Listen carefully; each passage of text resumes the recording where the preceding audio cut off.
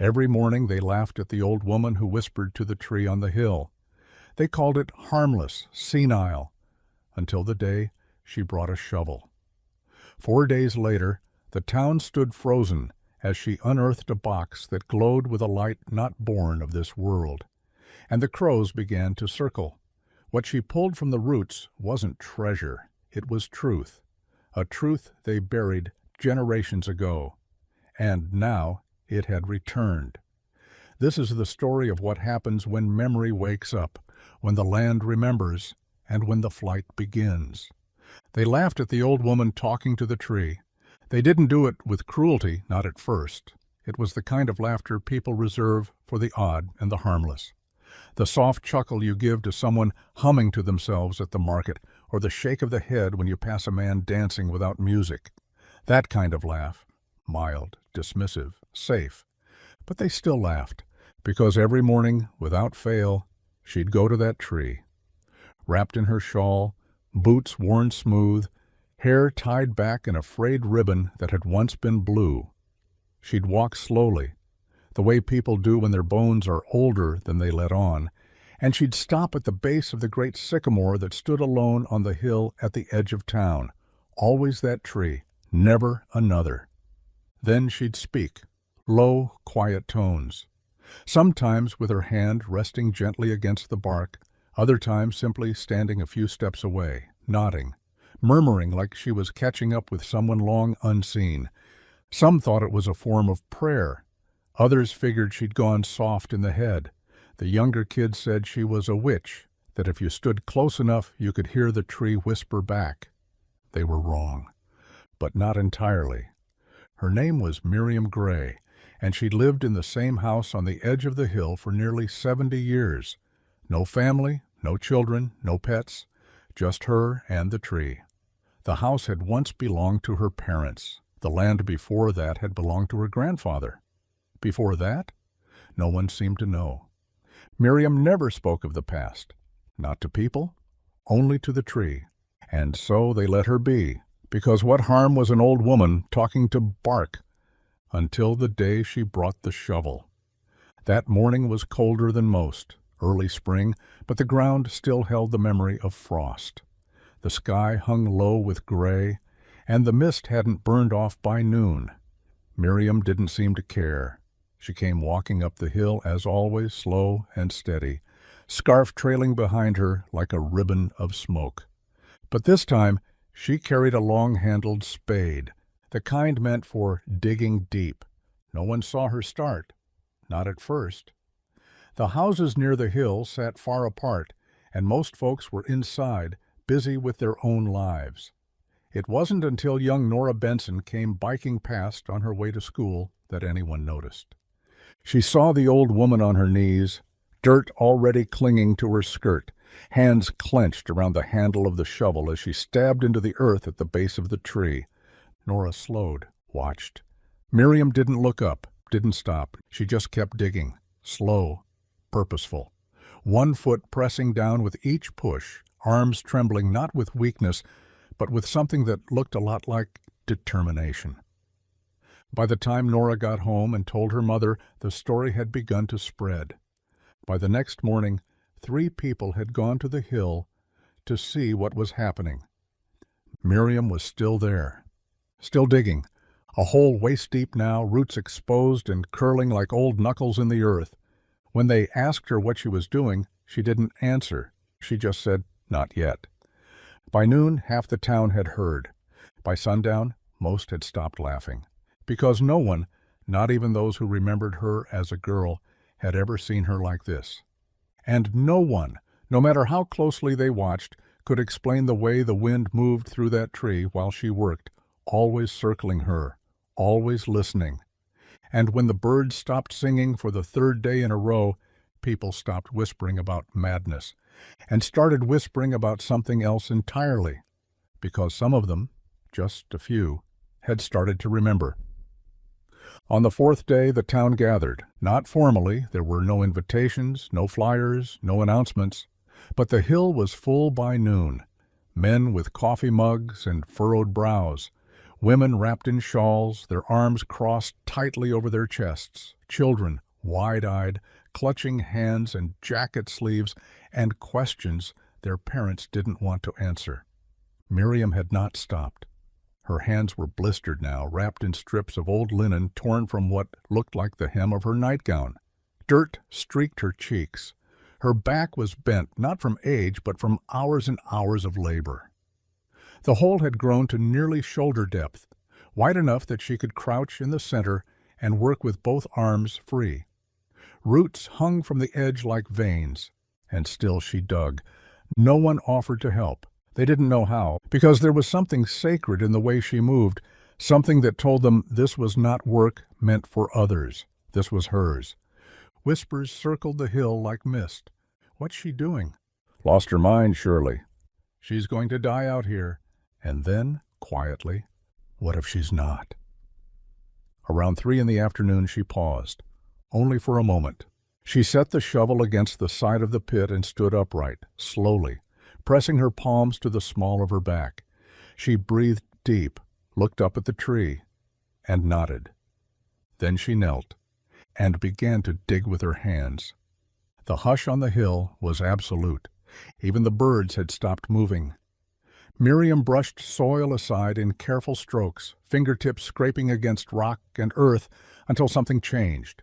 The dirt crumbled softer, drier. The air shifted. Then her hands stopped, and her shoulders trembled. She was crying. No one moved. No one could. She reached deeper and drew something out. It was small at first, wrapped in oilcloth, darkened with age and damp. She held it close to her chest, pressing her forehead against it as her shoulders shook in silence. Then she turned, slowly, and set it on the edge of the pit, climbed out after it, arms trembling. She knelt beside it, unwrapped the cloth, and the first thing they saw was wood, dark, old, smooth despite the years. Then iron, bands wrapped around the corners, each one etched with a symbol none of them recognized. Not quite letters, not quite marks. She opened the box, and what spilled out was light. Not bright, not blinding, soft. Like candlelight beneath water, like memory given shape.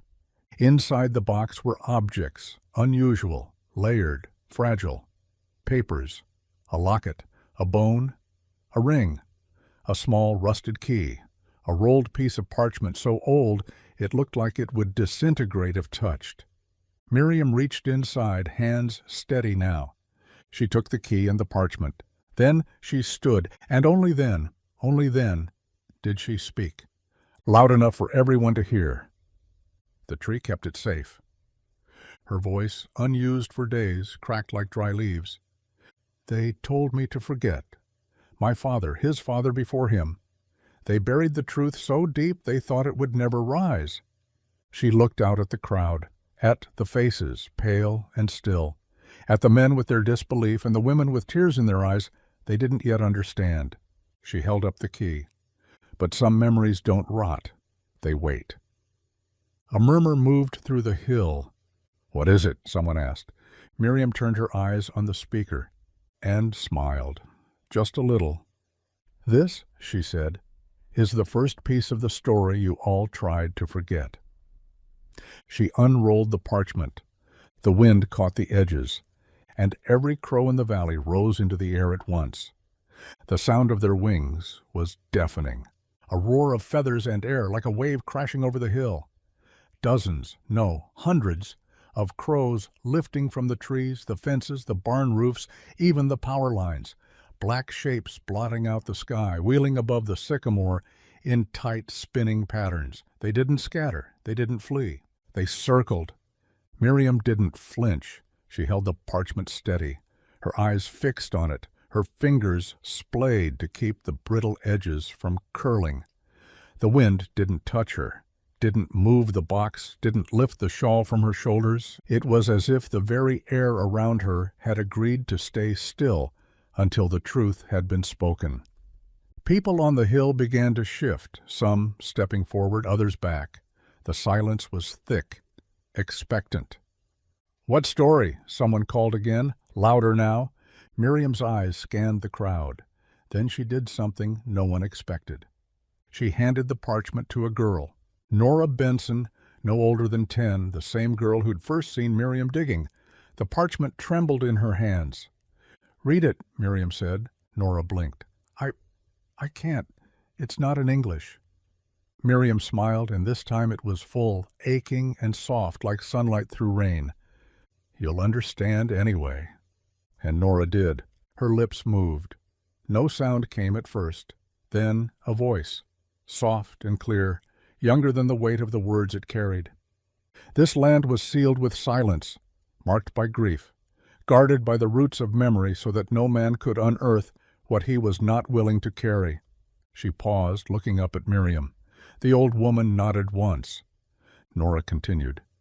"The first to bury it did so out of shame, the second out of fear, the third out of love, and the fourth," she looked around, "the fourth was you." Gasps rippled through the crowd.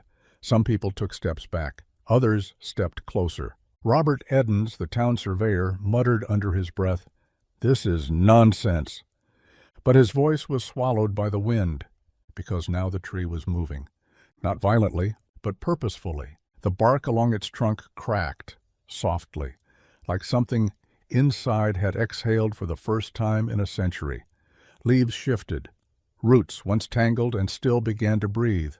The earth around the hole pulsed once, and the crows above fell silent, the kind of silence that holds history.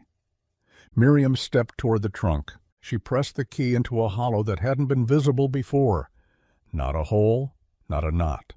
A perfect shape, waiting. It clicked into place, and the tree opened. Not like a door, like a memory.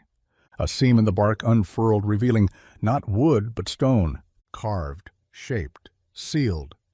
On the stone, a crest, weathered, half-worn, 2 hands cradling a flame. Around it, words in a language none of them knew, yet all of them felt. Miriam stepped aside. "Someone else has to open it," the crowd murmured. No one moved. Then a voice, "I will." It was Nora again. Her small hands reached for the stone. They rested there just a moment, enough for the barn swallows in the trees to scatter, for the breath to still in every chest. And the stone shifted. It turned. It lowered. And beneath it, a stairwell spiraled into the dark. The air that rushed out wasn't cold, it was warm, like breath, like the exhale of something sacred, something waiting. And Miriam, tears now streaming down her face, carving clean lines through the soil and years, said only this: "We buried our truth too deep, but now we dig it back up." Then she took Nora's hand, and together they stepped inside. The stairwell descended into silence so complete it made the wind above sound like a hurricane. Nora's footsteps echoed softly, each one matched by Miriam's slower, steadier pace. The stone beneath them was smooth, worn by time, not chipped or broken, but polished, like generations of hands and feet had shaped it. The crows didn't follow them. They remained above, circling the sycamore, guarding the entrance, watching the hill. The crowd lingered at the mouth of the hollow, uncertain. No one else dared to follow, not yet. The light from the world above dimmed behind them, swallowed by the spiral. But as they reached the final step, the darkness gave way to something stranger. Light. Soft, golden, not from bulbs, not from flame, but from the walls themselves, veins of glowing crystal pulsing faintly through the stone like veins of memory lit from within. The space opened into a chamber, round, massive, quiet, and in the center stood a structure unlike anything Nora had ever seen. Not an altar, not a tomb, a table, made of intertwined roots and stone and iron bands forged into symbols she didn't recognize. The wood in its center pulsed with the same inner glow, faint but alive. Miriam stepped forward. Her voice, when it came, was softer than before, not from weakness, from reverence. "This is where they kept it," she said, "what they were too afraid to carry, what they thought was too heavy to hold." Nora moved beside her. "What is it?" Miriam didn't answer with words. She reached out and pressed her palm to the table's surface, and the table opened. A seam split down its center with a gentle sigh, like two lungs exhaling for the first time in 100 years. From within, a second light rose, cooler, silver blue, and in that glow rested something that shimmered like water but held its shape like stone. A book. Nora reached for it, but Miriam stopped her. "Not yet," she said. "It has to remember you first." Nora looked up. "Me?" Miriam nodded. "It chooses." The light brightened, and then, as if in answer, the book turned its own cover, slow, weightless, revealing the first page. There was no writing, only color. Red, then black, then gold, then white. A blinding pure white that didn't fade, but opened. And from it sound emerged. Not music. A voice. Dozens of voices, layered together. Generations of them. Men, women, children, all speaking at once, not in chaos, but in harmony. They said one thing: the truth is not buried. It is protected. And those who protect it are never alone. The book turned another page. And this time there were names, hundreds of them, written in a hand Nora couldn't read but somehow understood.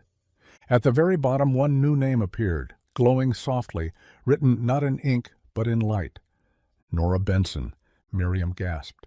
Nora's breath caught, and the book pulsed once like a heartbeat, before closing gently as if going to sleep. Miriam turned to her, eyes wet again. "You're the new one," she said. "The next." "I don't understand," Nora whispered. "You don't have to," Miriam replied. "It will teach you. It's been waiting a long time." Then she looked back to the table. "And so have I."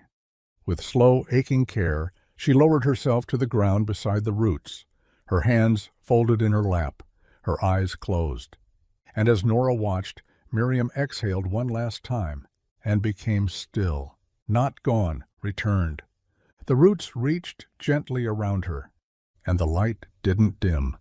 It welcomed. Above, the wind stirred, and the crows began to sing. The song of the crows was like nothing the world above had ever heard. It wasn't a cry. It wasn't a warning. It was a hymn, low and deep and woven with threads of memory that didn't belong to one voice or even one lifetime. It was the sound of stories resurfacing, of truths long held under earth and bark and silence, now opening themselves to the wind. It rolled down the hill in waves, through the trees, across fields and fences, into homes and hearts. And it woke something. The crowd still gathered at the base of the tree didn't speak. Couldn't. Some fell to their knees. Some reached for the hands of strangers. Others simply stared at the sycamore, no longer thinking about Miriam's age or strangeness or the way she'd whispered to leaves. They were listening now. Truly listening. Because what had seemed like madness now stood as proof. Proof of something older than the town, older than their names. Something kept. Below, Nora still stood in the chamber, eyes locked on the book, the soft light of her name glowing like breath across the pages. The air was still around her, except for the faintest swirl of wind that somehow moved inside the stone room, like even the earth was exhaling. She looked down at Miriam's still form, not cold, not collapsed, not broken.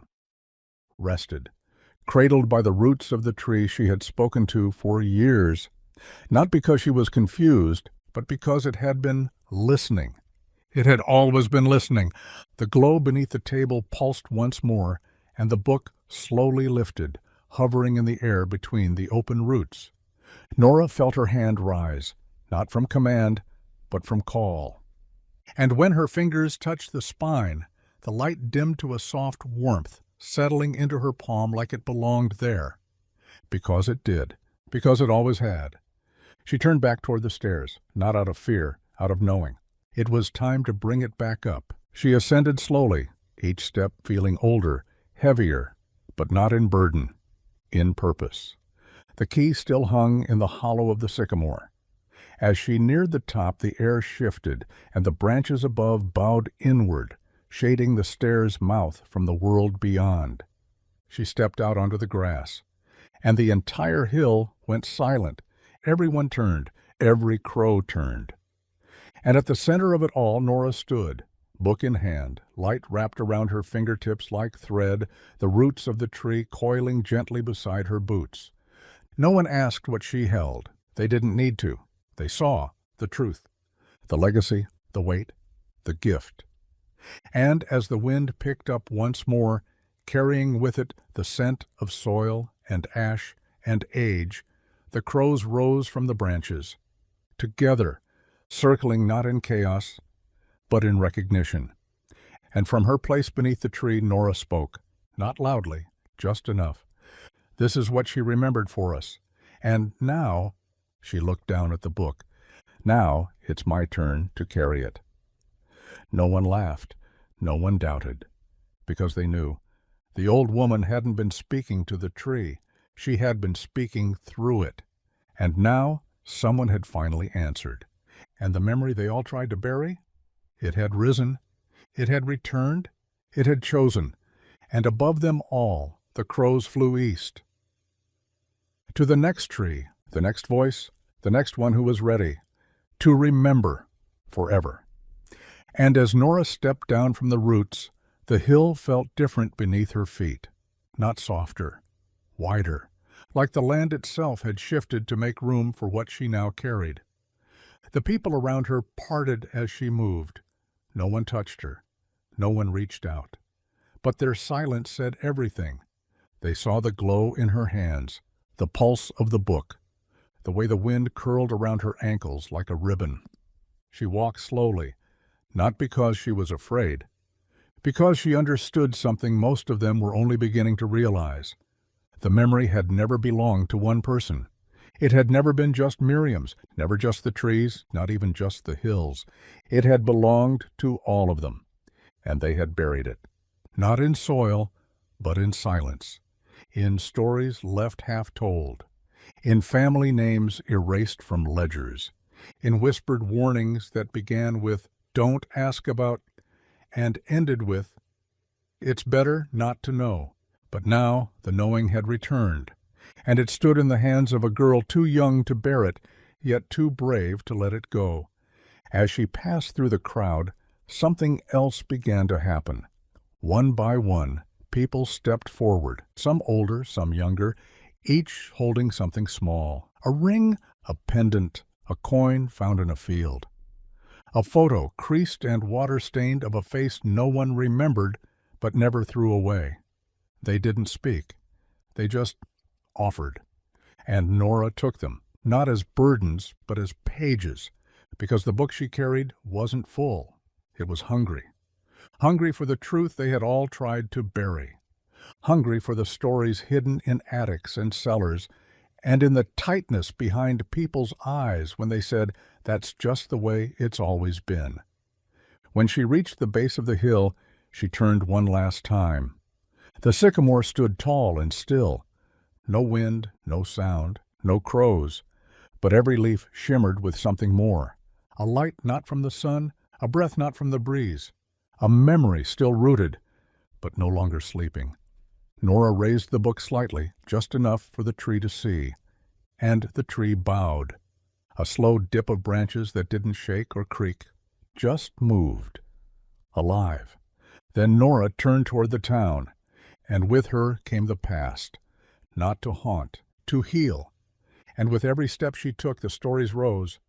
Out of mouths that had been silent too long, out of places no one had dared dig, out of hearts that had waited a lifetime to be believed. And behind her, the hill breathed easy. Its memory returned, its truth carried again. And above, circling slowly in the ever-widening sky, the crows began to scatter, not in fear, in flight, because the next tree had begun to stir, and the next voice had begun to whisper, and the next secret had begun to press upward through the soil. And the flight goes on forever. And so, as the sun slipped behind the last ridge and shadow poured gently across the fields, Nora walked on, carrying the book, the offerings, the weight of everything that had been hidden for far too long. She didn't look back. She didn't need to. The tree had given its blessing. The town had begun to remember, and the memory now resting in her hands pulsed with quiet urgency, not to rest, but to grow, because this was only the beginning. The hill wasn't the only place where things had been buried. Every town has its roots, every family its silence, every field its secret waiting for the right voice to speak it back into the world. And the flight knew. Above her a single crow followed, gliding silently, never straying far, watching the road ahead like a guardian with the patience of ages. Not leading, not pushing, companioning. As Nora passed through the village, more people emerged. Some opened doors and simply stood watching. Others stepped forward, hands trembling, faces pale, as if they too had felt something shift. Some didn't know why they cried. They just did, because part of them remembered. She paused only once outside the shuttered schoolhouse on Main Street. A boy, maybe 7 or 8, sat on the steps, a small satchel clutched in his lap. He looked up at her as if he knew her, though they'd never met. "I heard them," he said. "The crows. They said you were coming." Nora knelt, opened the satchel. Inside was a sketchbook, pages filled with charcoal drawings of trees, roots, faces that blurred at the edges, and one repeating shape over and over, a key, always the same. She nodded. "This is part of it," she whispered, and she placed the satchel gently into the crook of the book she carried. The light beneath its cover flickered once, then settled again, welcoming. The boy didn't ask for it back. He just smiled. "Tell the tree I said thank you." "I will," Nora replied. She rose, turned toward the road that led beyond the town's edge, and kept walking.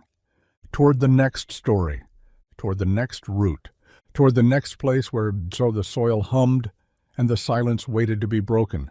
Because this is what the flight is.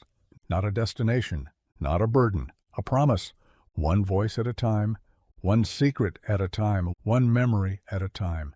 Unburied, carried past, and remembered, always remembered. Because once the tree answers, once the book opens, once the wind shifts and the crows begin to rise, the flight begins again. And it does not stop, not now, not ever, forever.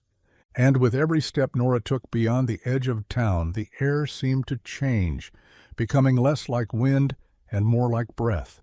It felt like the land itself was exhaling, relieved that someone, finally, had listened. She followed the gravel road past the last fence post, her boots crunching softly beneath her. The book was tucked close to her ribs, warm with a steady thrum.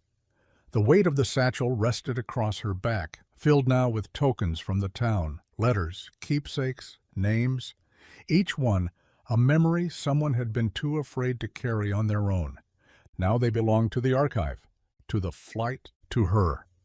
She didn't know where she was going, not exactly, but she didn't need a map.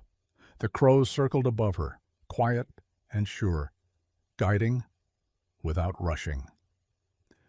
And the further she walked, the more the world responded. Trees leaned gently in her direction. Dust curled off the road like the remnants of forgotten trails. At one point, a fox padded out from the brush and stood in the center of the path, watching her with golden eyes.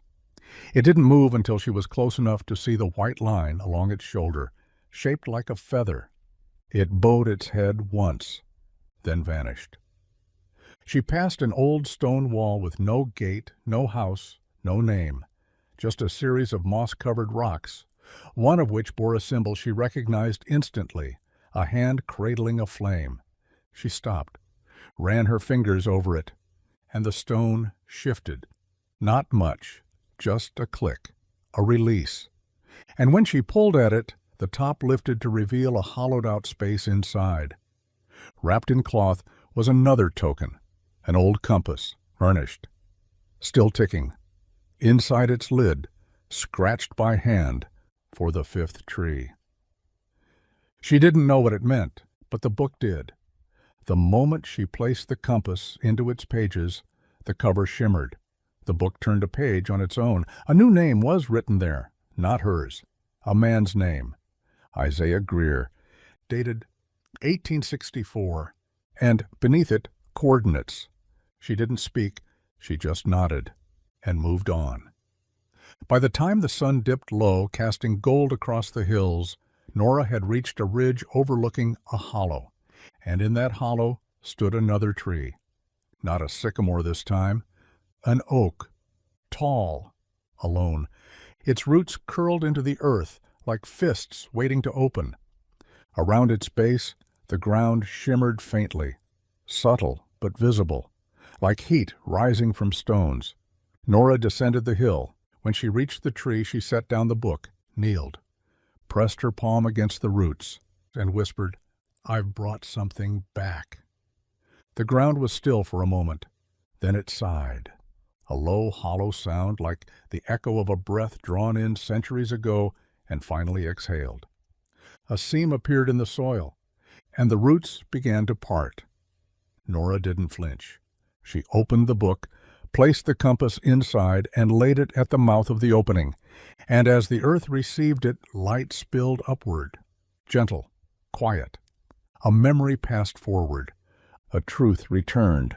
And above her, the crows began to spiral again. One more secret unburied. One more keeper found. One more story finally carried. Forever. And now the stars had begun to wake. They blinked into view above Nora like eyes opening in the sky, not to watch but to bear witness. Because what was happening on that hollowed ground, beneath the spreading oak and the circling crows, was not ceremony. It was remembrance. And remembrance, true remembrance, requires an audience. The wind picked up again, but it did not disturb her. It moved with her, curling around her shoulders like the shawl Miriam once wore, wrapping around the book, lifting its cover as gently as a hand parting curtains. A new page was exposed, blank, waiting.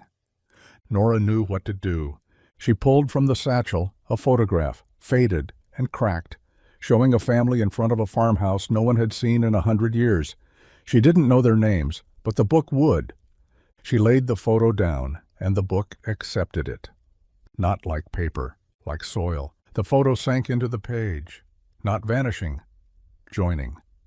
A pulse ran through the book's spine.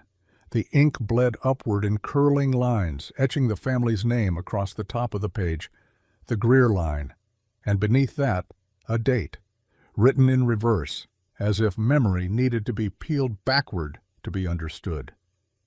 Nora's hands trembled, not from fear, from honor.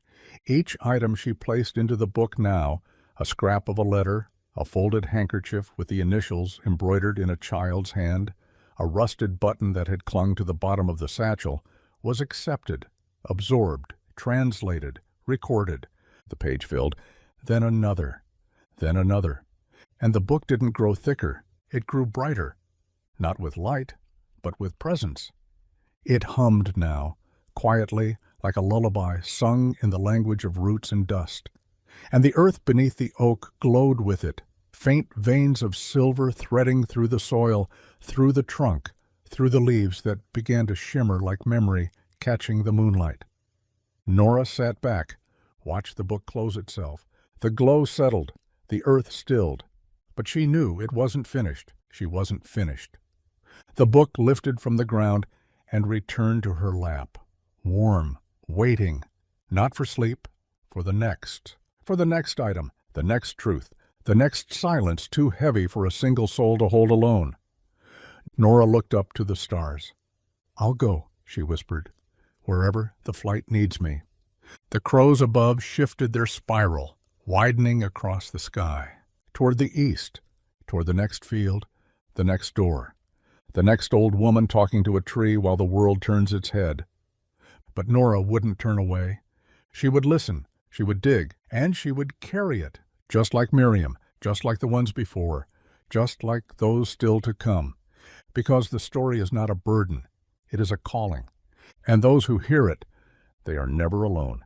Not while the crows fly, not while the trees remember, not while the roots still breathe beneath the soil.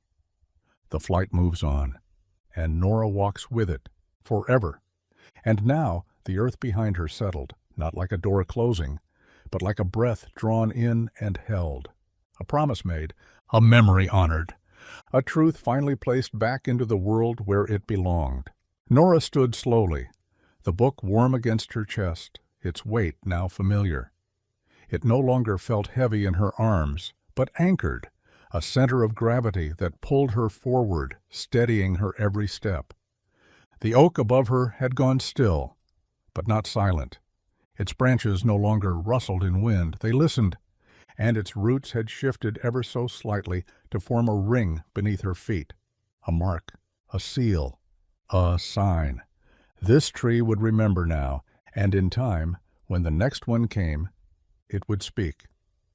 She turned toward the trail that led east, barely visible, more suggestion than path. But the crows were already waiting, perched in the trees and along the fence posts, watching with that deep, endless calm they always carried. They didn't rush her. The flight never did, because they knew. Once you began to carry the story, it would carry you.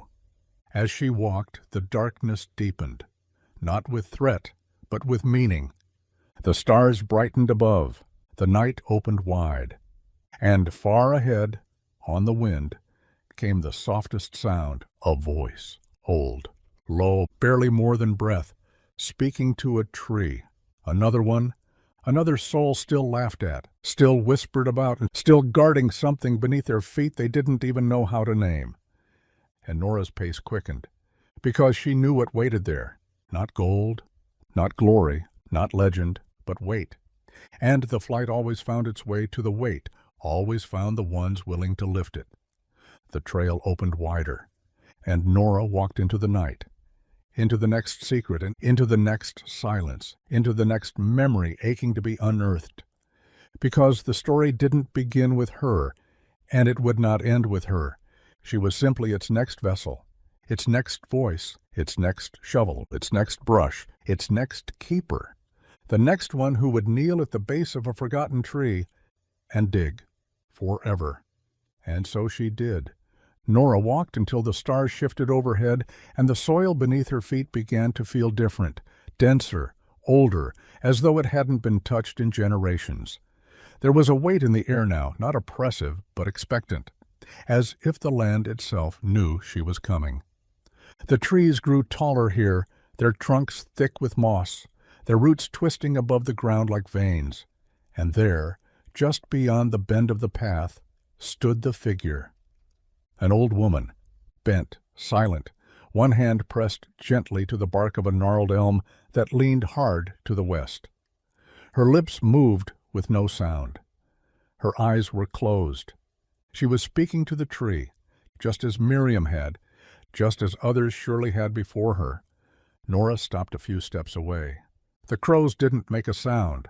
They landed one by one in a circle around the tree, settling in the branches, on fence posts, in the dirt. Not intruding, witnessing. The old woman opened her eyes. They were clouded with age, but not confusion. She looked at Nora and smiled. "You brought it, didn't you?" Nora nodded. "The book." The woman chuckled, low and warm. "I always knew someone would come." She turned back to the tree. "I just didn't know I'd still be here when they did." Nora stepped closer.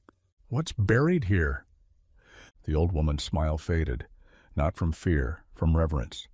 "Something that was taken, long before you, long before me." She reached into the folds of her shawl and pulled out a small bundle wrapped in cloth. She pressed it into Nora's hands. "I've been waiting to give this to someone who would know what to do with it." Nora unwrapped it slowly. Inside was a silver pendant, tarnished, cold, shaped like a leaf, etched with symbols that pulsed faintly as she touched them. And beneath it, folded tight and brittle, was a letter, unopened, sealed with wax, stamped in the shape of a crow. Nora looked up. The old woman had already begun to kneel, at the base of the tree, hands steady, eyes forward, and this time She wasn't talking to the tree. She was talking to whatever lay beneath it. And as Nora opened the book, placed the pendant on its glowing page, and felt the weight of the wax seal begin to warm in her palm, she understood. It was happening again, and it was hers to carry, because the flight had come full circle, and was ready to rise again. Forever. And beneath Nora's hands, the book welcomed the pendant like a long-lost piece of itself. The silver sank into the page, not swallowed, but absorbed, until it left behind a faint imprint, as if the memory it carried had finally returned to where it belonged. The wax-sealed letter pulsed faintly in her grip, warm now, almost trembling. Nora hesitated. Then she broke the seal. The wax cracked like brittle leaves, and the parchment unfolded easily despite its age. There were only a few lines written in a hand that felt oddly familiar. If you are reading this, then the tree still stands, and so does the secret. Dig 6 feet west of the 3rd root. What you find is not yours to keep, but to remember. That was all. No name, no date, no explanation, just instruction. Nora looked at the old woman, who was still kneeling beside the elm, head bowed, hand resting on one of the great roots that coiled from the earth like a question waiting to be answered. 3rd root, she whispered. She stepped to the side, counted carefully, and began to dig. She didn't need a shovel. The ground, though firm, gave easily, like it too had been waiting. Every handful of dirt she pulled up felt lighter than the last, as if the soil was ready to let go. After the 4th layer, her fingers hit something solid. Not stone, wood. She dug faster now, clearing the top. It was a box, smaller than the one Miriam had uncovered, but made of the same dark timber. Its edges were bound in iron, though much of it had rusted away. On the lid was the same mark as the seal. A crow, wings outstretched, perched upon a branch shaped like a root. Nora looked up. The old woman was watching, and nodding. "Go on," she said. Nora opened the box. Inside were 5 objects, a lock of hair, bound with a red thread. A broken compass, its needle spinning slowly. A brass thimble, worn thin at the tip. A single earring, shaped like a teardrop, and a folded sheet of parchment, thick and heavy. She picked it up, unfolded it. This time the words were not for her. They were for all of them. The flight does not begin with the crow. It begins with the forgetting. Each of these belonged to someone who tried to carry alone. Now let them rest, and let the story fly again with you. Nora's eyes stung. She looked at the objects again, each one meaningless in isolation. But now, in the presence of the book, in the circle of the crows, in the hush of the listening tree, they mattered. She placed each one gently into the open book, and as she did, each was received. And each time a page turned, a name appeared, a year, a place, and with each offering, the tree seemed to stand taller. Its leaves shimmered faintly in the starlight, and the wind, soft and full, began to hum with memory. The old woman closed her eyes, smiled, and whispered, "Thank you." Nora looked at her. "You knew it would be me?" She chuckled. "Not you exactly, just someone who'd listen." And then she too was still. Not in death, in peace. Her hand slid from the root. The shawl slipped from her shoulders, and the tree gently bent its branches over her, like a promise, like a resting place, like a home. Nora closed the box, closed the book, and stood. The crows began to move. One by one, they took flight, circling the tree, then the clearing, then rising higher until the stars looked like they were answering. Because they were. Because the flight had grown again. And Nora, now more keeper than girl, more memory than wanderer, turned toward the darkened path, where the wind already whispered of the next tree, the next name, the next truth, aching to be brought back into the light. And she walked, with the book in her arms, with the story beneath her feet, with the flight in the air above. Because remembering is not the end. It is the beginning of forever, and forever is where she was going. And so she disappears into the dark, not lost, but led. The path before her winds gently, never quite straight, never quite familiar, but always certain. The wind speaks now in full sentences. The trees nod as she passes. Even the soil feels warmer, softer beneath her boots. Because once the memory is claimed, once the story is unearthed and carried, the world begins to welcome you back. It knows who she is, even if it doesn't yet know her name. She walks until dawn begins to glow behind the hills. The crows fly ahead of her now, dotting the sky like runes. Some of them will leave her soon, peeling off in pairs or alone to find other trees, other voices, other truths, buried in fields so quiet they've forgotten they were once alive. Nora pauses at the edge of a stream. The water is clear, shallow, winding with the same calm as her own thoughts. She kneels and opens the book. The pages flutter. They choose. A blank one settles in front of her, and the light beneath her fingertips glows. From her pocket she pulls a ring, small, tarnished, not hers, given by the old woman before she faded. This belonged to someone who never got to speak, she had said. Nora presses the ring to the page. The book accepts it, and in return offers a name. Eleanora May, 1791. The year flashes once. A map draws itself faintly beneath the ink. Somewhere to the west, another place, another tree. Nora traces the edges of the map with her fingertip. Soon, she whispers, I'll come to you next. And the wind replies, soft and steady, like a mother's breath across a cradle, or the low coo of a crow resting in the branches of a tree that knows. She closes the book, stands, crosses the stream. Ahead of her, the land begins to change. Grass is longer, stone fences crumbled but still holding shape. A barn half standing on a hill, too red to have truly faded, and near it, a child, sitting in the grass, painting a tree with no leaves and a shadow at its base. The child looks up and smiles, because somehow, without ever having met, they recognize her. Not the way people recognize faces, the way trees recognize roots. Nora nods, the book glows again, and the trail continues, because she is no longer finding the story. She is the story, and the ones who need her are already painting the way. Forever. And with that, the brush passes once more, though no hand has to offer it. It moves from soul to soul, from silence to silence, from those who buried the truth to those who were born to lift it. The child on the hill sets their canvas aside. They don't speak. They don't need to. Because when Nora approaches, book in hand, memory thrumming through her every step, the child simply stands and points to the tree behind the barn.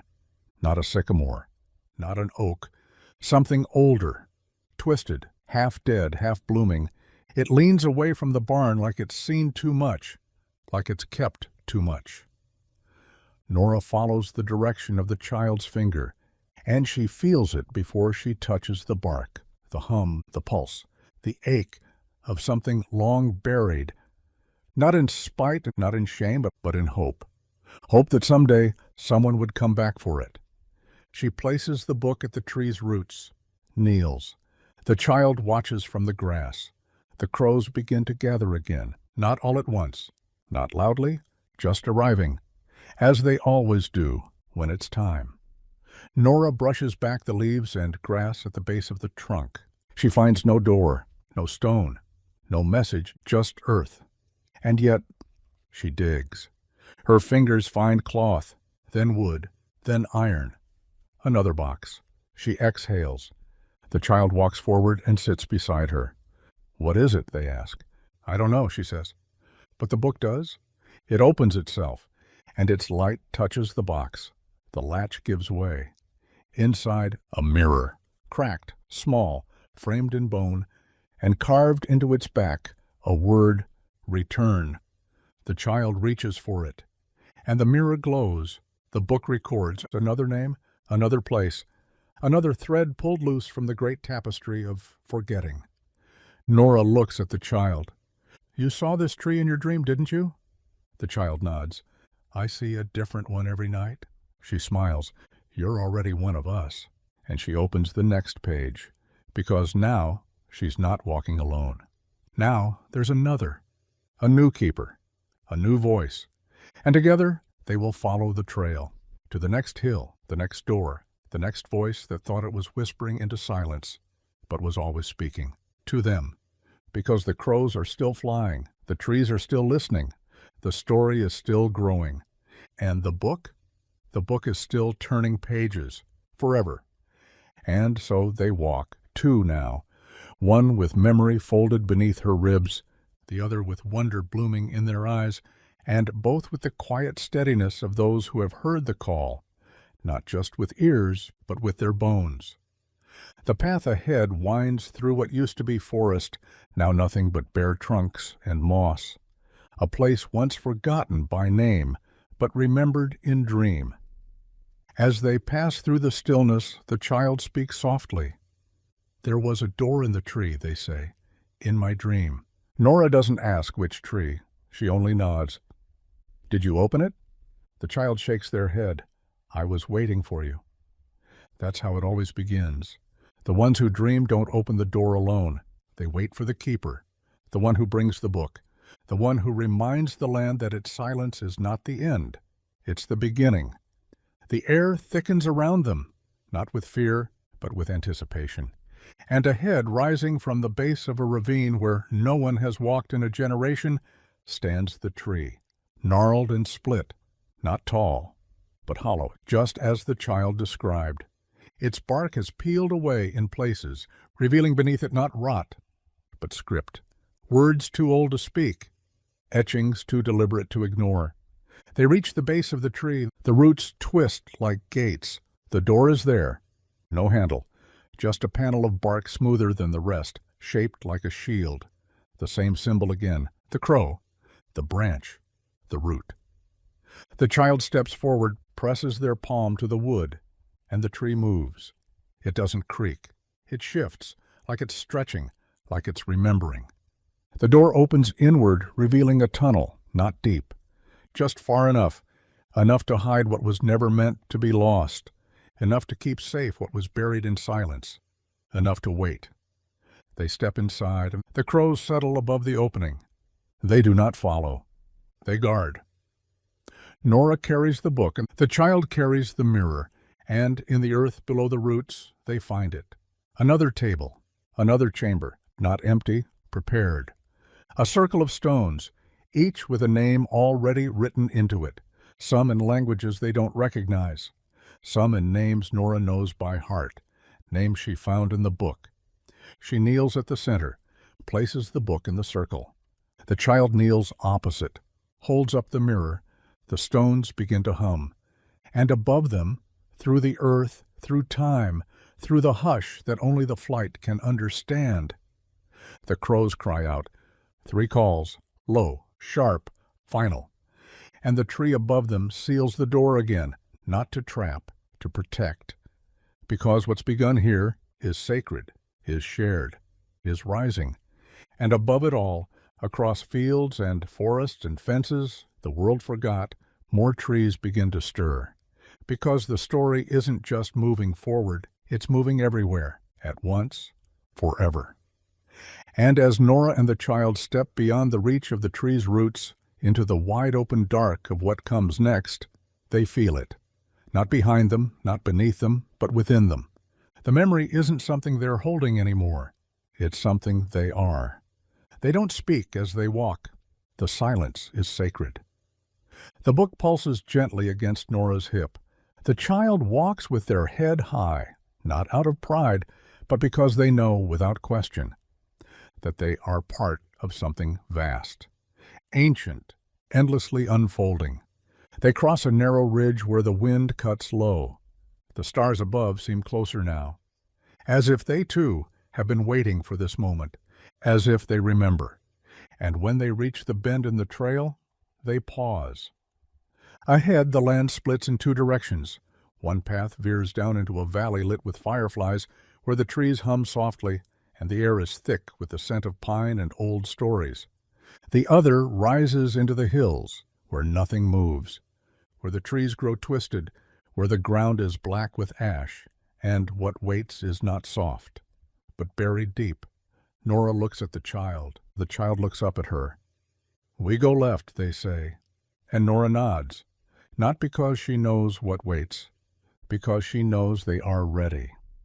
As they take their first steps down into the valley, another page turns, not in the book, but in the world, a page that has waited for this moment, for this pair, for this path. And somewhere, far beyond where they walk now, another tree opens. Its bark peels back in slow reverence. Its roots reach for something it has not touched in 100 years. And in a kitchen in another town, an old man drops the dish he's drying when he hears a crow cry out, not outside. Inside, on the windowsill, watching, waiting. He remembers. He always did. But now, because Nora walks, because the child walks, because the book is open and the flight is in motion, he knows what must come next. He reaches beneath the floorboards, pulls out a letter he buried in 1961, still sealed, still waiting. The crow nods, and the page turns again, because the story has found him, because it finds everyone, in time. And now, as the crows lift in the valley, and two keepers walk quietly into the next breath of memory, the world holds itself still for just a moment, listening, carried, forever. And now the world listens in earnest. Not just the trees, not just the wind, everything. The rivers slow their song, bending gently as if not to disturb what's unfolding. The stars seem to align above the valley, casting their ancient light not to guide but to witness. And the soil beneath Nora's boots grows softer, richer, ready, because the memory has taken root again. And where memory roots, truth blooms. They reach a clearing. The child stops first.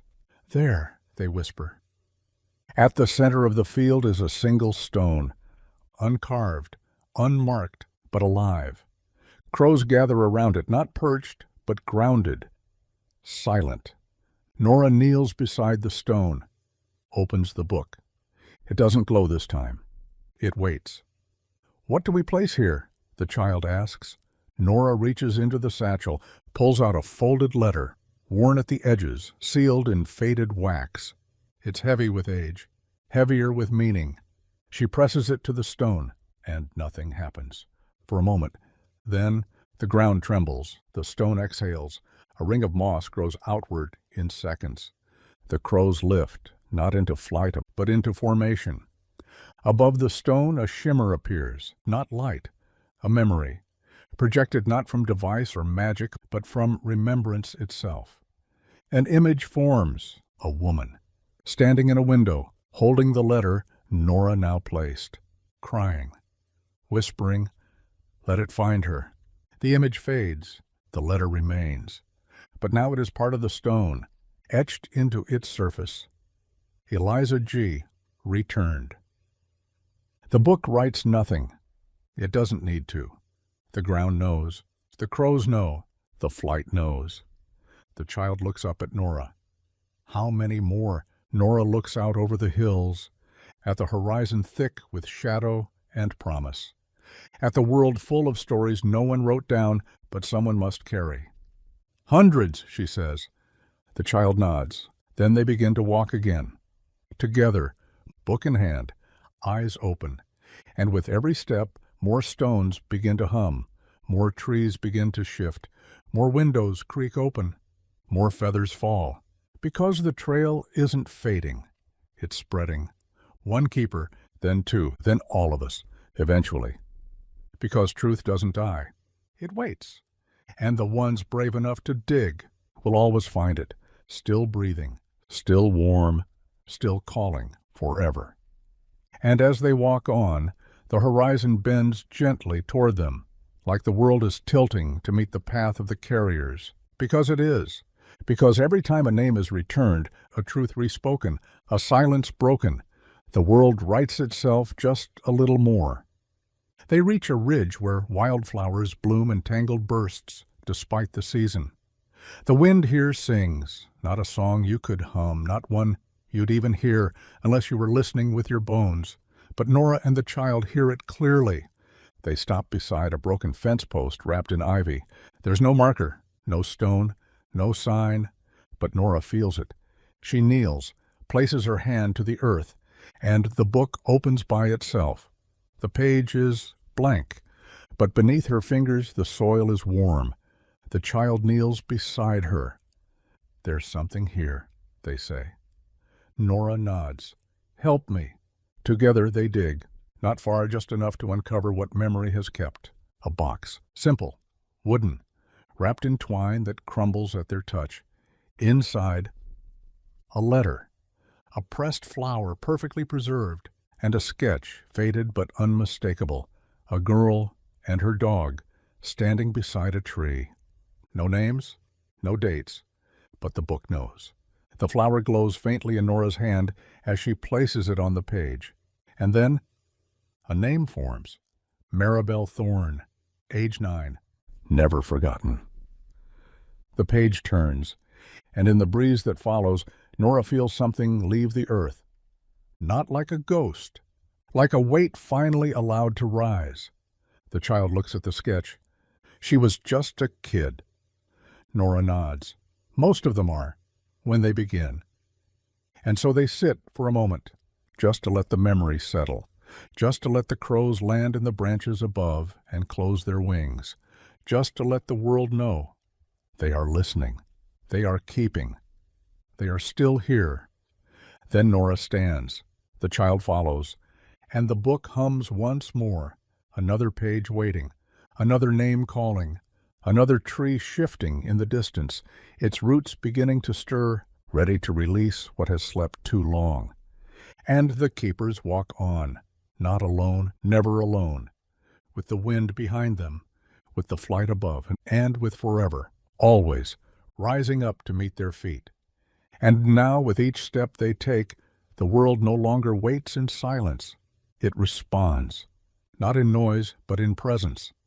A door, long sealed in a church cellar, creaks open just enough for a sliver of morning light to touch an old ledger where no one has written for 100 years.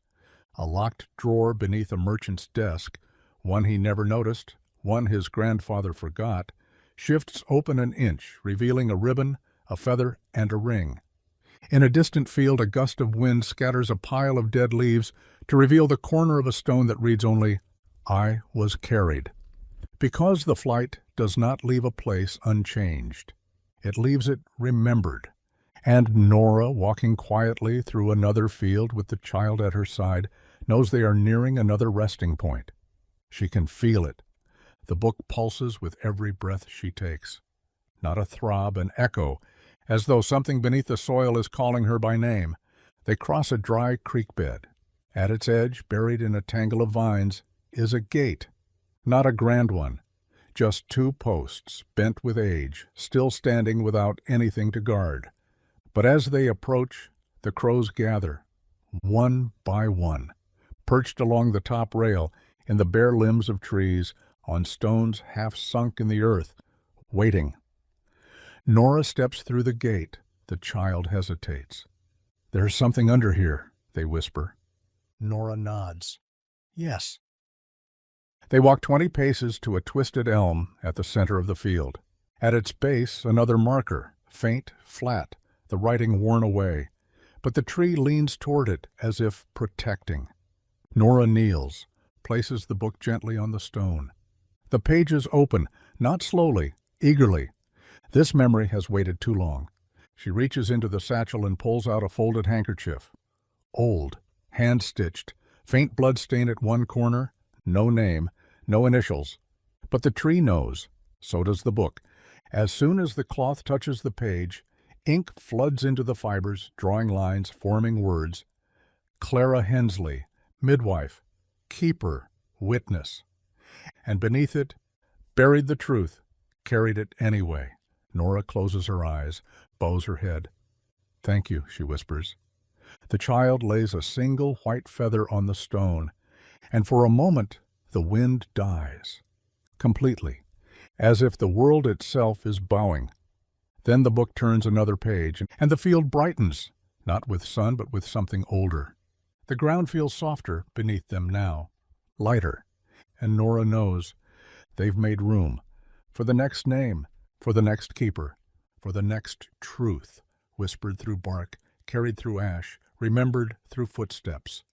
She stands, the child takes her hand, and together they pass back through the gate, leaving behind only what the story asked them to leave, a memory reclaimed, and ahead, another trail, another crow, another tree, because the flight never ends. It calls, and the ones who hear it will always walk forward, and together, forever. And as they walk forward once more, the air behind them holds steady, as if reluctant to let go. But the truth has already been planted, and the land, now stirred, now softened, will hold that memory gently, like it always wanted to, like it always knew how. Nora and the child follow the narrow trail that opens ahead of them, one that seems to form beneath their feet more than exist before them. It's not a path made by footsteps. It's made by knowing. They don't speak. There's no need to. Each of them carries a piece now of the story, of the silence, of the sound memory makes when it finally exhales. By late afternoon, they reach a bend in the hills where the trees grow tall and close. The sun filters through the branches like candlelight behind old glass, and the air is filled with the scent of cedar, earth, and something else, ash. The child pauses, points to a patch of soil darkened near a fallen stump. There, Nora kneels beside them, no markers, no stone, but the book stirs. She opens it slowly. It flips once, then twice, then stops. A blank page, waiting. The child unshoulders their pack, pulls something out, a worn, yellowed envelope, sealed, unlabeled. The kind of thing someone hides not because it's worthless, but because it's too important to carry casually. They hand it to Nora. She doesn't ask where it came from. She knows. The child never had it before now, but the flight gives what needs to be given when the time is right. She lays the envelope on the page. The seal breaks, not with her hand, but as if the paper finally let go.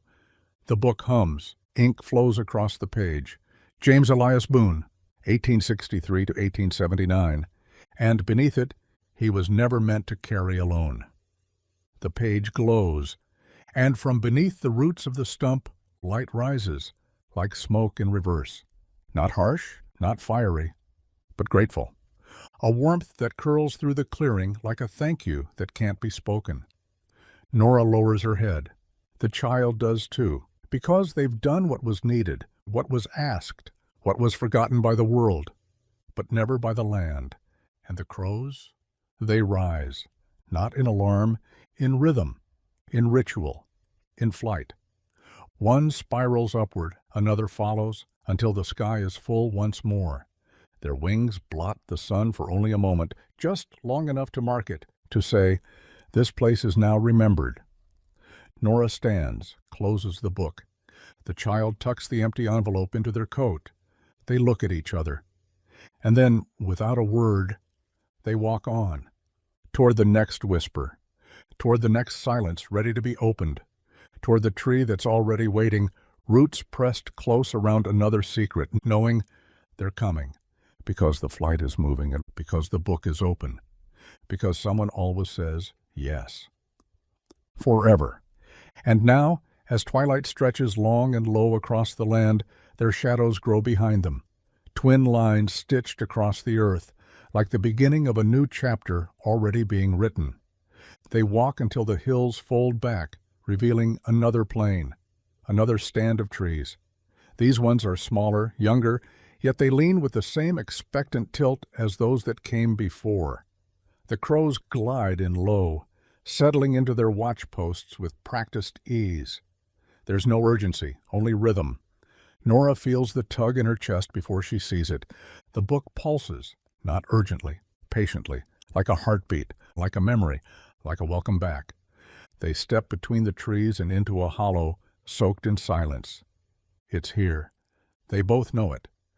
In the center of the hollow sits a stone well, long collapsed, its mouth choked with bramble and ivy, a ring of moss surrounding it like a crown.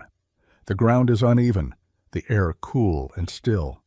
The child walks forward slower now, almost reverent. Nora follows, her hand resting on the book's cover. They reach the edge of the stone, and then they hear it, a sound, faint, impossible, but there, from beneath the earth. A knock, once, then silence, then again. The flight is ready. Nora opens the book. The page is already turning, already revealing. Not a name this time. A drawing, a map, one drawn in looping charcoal lines and faded red ink. She doesn't recognize the shapes, but the child does. That's here, they whisper. That's this place. They kneel beside the collapsed well and begin to pull the vines aside. The roots come away easily, like they've been waiting to be removed.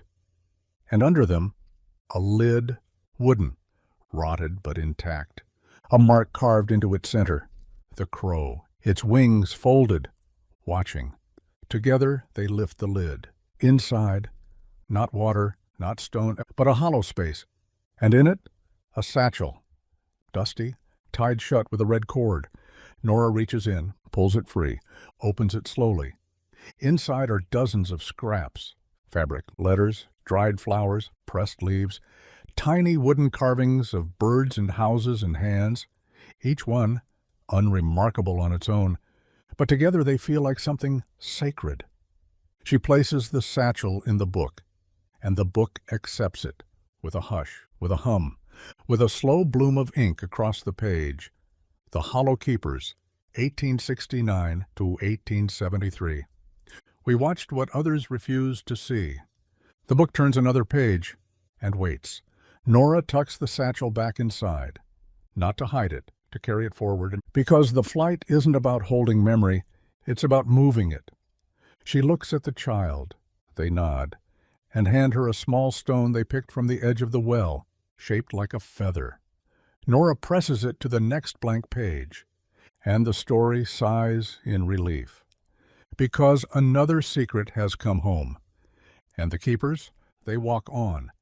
Because there are more stones, more roots, more knocks from below, more voices, ready to be heard again, forever. And so they continue, not as wanderers, but as returners. Each step now feels like memory answering back, like the land beneath them has been waiting for their feet to press into it again. And maybe it has. Maybe every field, every stream, every tree that once leaned without reason was simply leaning toward them, toward the story, toward the flight. The child hums as they walk, not a song Nora recognizes, but one that makes her eyes sting. It sounds like something sung in a cradle long ago, in a voice remembered by the bones even when the ears forget. They cross a bridge of stones half swallowed by grass. Beneath it, the water runs clear and fast, but soft. It's not rushing to escape. It's moving to meet them. And there, tucked beneath the final stone, just visible at the edge of a root, a box. Small, iron-bound, no lock, just a note affixed to the top, faded but legible. If you find this, it means the story is still breathing. Don't keep it waiting. The child kneels and lifts the box. Nora opens the book. The page shudders like lungs filling. Inside the box, 5 items, none labeled. A spool of black thread, a tiny wooden bird, wings broken clean, a sealed envelope never sent, a candle stub, and a button carved with the shape of a crow's eye. Nora places each item, one by one, into the book. As she does, the crows above begin to move again, shifting in rhythm, not circling now, spiraling upward, as if climbing towards something that can only be seen from above. The book glows.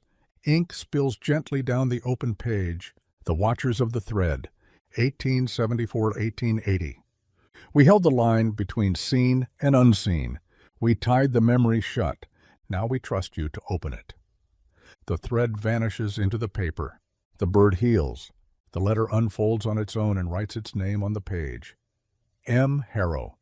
The button blinks once, just once, and the page turns. The light dims. The story deepens. The flight expands, and Nora breathes out a single word. Carried. The child repeats it. Carried. And they move forward again, with the book, with the memory, with the next page already stirring, because the flight never ends. It only passes, feather to hand, story to mouth, weight to shoulder, keeper to keeper, forever. And ahead of them the world tilts gently, just enough for the next memory to rise into view. They crest a hill where the grass grows in uneven patches, gold and wild, dotted with stones that don't belong. Not naturally, not by time's hand, but by intention, placed there by someone long ago who needed to mark a moment the world was not yet ready to hold. The crows land on them, one by one, 12 stones, 12 birds, a ring, perfect and unbroken. At the center, nothing, not yet. Nora knows what this is, a memory waiting for its bearer. The book pulses as she approaches the ring. Its pages flutter open, then stop, a single blank space. But she knows it's not empty. It's listening. The child kneels outside the ring. They pull from their bag a bundle wrapped in linen, tied tightly, hand-stitched, protected. Nora kneels inside the circle and unfolds the cloth. Inside, a lock of hair, a whistle carved from antler, a drawing of a tree with no leaves, circled by dots. She places the items on the page. The crows lift their heads. The wind changes direction, and the ink flows. The hollow circle.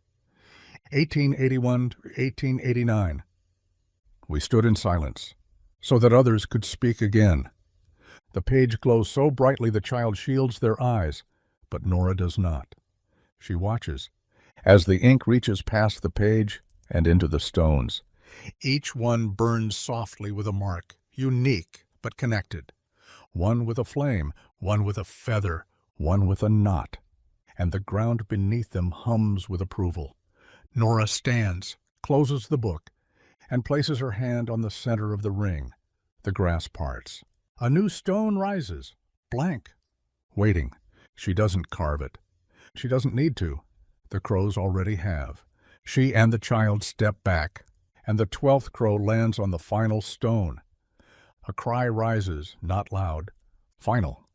And far in the distance, another cry answers, from another hill, another tree, another silence ready to be opened. They look to each other and walk, because the story continues, because the circle holds, because the flight remembers, and the next page is already turning, forever. They descend the hill in silence, not because there's nothing to say, but because some moments are too sacred for words. The 12th crow lifts behind them and joins the others overhead. Their wings form a pattern in the sky, a spiral that opens like a page being turned across the land. And the book in Nora's hands warms again, not pulsing now, glowing, alive. As if each story returned to it makes the whole stronger, as if each name spoken, each object placed, isn't a burden added, but a foundation laid. They pass an abandoned fence half swallowed by ivy. The child stops, points. There. A single post still stands tall, its wood grayed with age but firm. Nailed into it is a rusted tin medallion. No writing. But carved into the post itself, beneath layers of thyme and vine, is the curve of a crow's wing. They clear it gently, uncover the full carving. A crow flying downward, not falling, diving. At its center, a hollow. Nora opens the book. The page turns before she can touch it. There is no ink, only a question. What was lost here? The child pulls a strip of cloth from their pocket, faded blue, torn at one edge.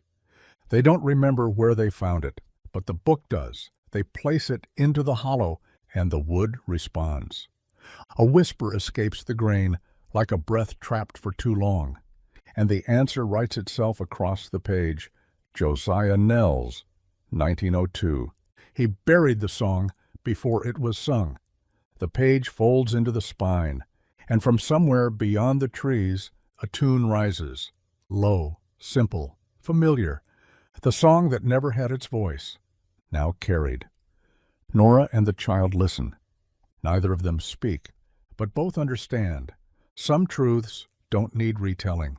They only need to be released. They walk on, past the trees, into a valley filled with the scent of wild mint and stone, and above them the crows fly not in silence, but in rhythm. The flight has grown, the book has deepened, the land has begun to hum again, and far ahead, beneath roots not yet disturbed, beside a door not yet found, the next name stirs in the dark, waiting for them, waiting to be carried, forever.